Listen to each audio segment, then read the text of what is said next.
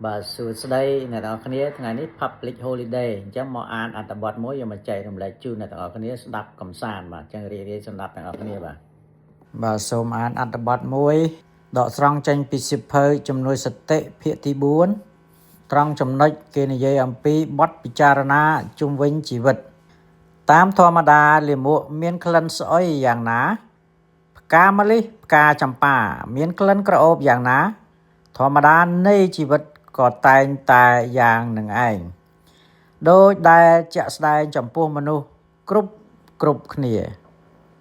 ហេតុអ្វីបានជានាងបណ្ដាចាបាត់ឈួតហើយបានទៅជាអរិយសាវិកាដ៏ឆ្នើមមួយអង្គ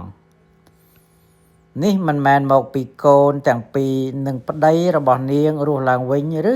មកពីលោកអ្នកដ៏មានគុណទាំងពីរនិងបងប្រុសរបស់នាងរស់មកវិញឡើយប៉ុន្តែគឺមកពីឧបនិស្ស័យបុណ្យនិងមកពីបានយល់បានដឹងរឿងរបស់ជីវិតមនុស្សលោកតែងកន្ទុកកន្ទិញក្តៅក្រហាយចិត្តក្នុងបុគ្គលវត្ថុរឿងដែលទាស់ចិត្តនេះមកអំពីមិនយល់រឿងរបស់ជីវិតមិនដឹងថាជីវិតវាយ៉ាងនឹងឯងហើយបន្ថែមលើការមិនយល់នេះបានប្រកាន់យ៉ាងមាំថាជីវិតនេះគឺជាតួខ្លួនឬជារបស់ខ្លួនជីវិតប្រកបព្រមដោយឧបាទានខណ្ឌទុក្ខទាំង5កងការមិនប្រកាន់នៅជីវិតថាជាសត្វបុគ្គលតួខ្លួននេះឯងគឺជាកោះជាទីពឹងក្នុងស្រះធំបុគ្គលបានដល់នៅទីពឹងនោះដែលមិនមានចរិយានិងមច្ចុព្រោះចរិយានិងមច្ចុគ្រប់គ្រងតែក្នុងដែននៃជីវិត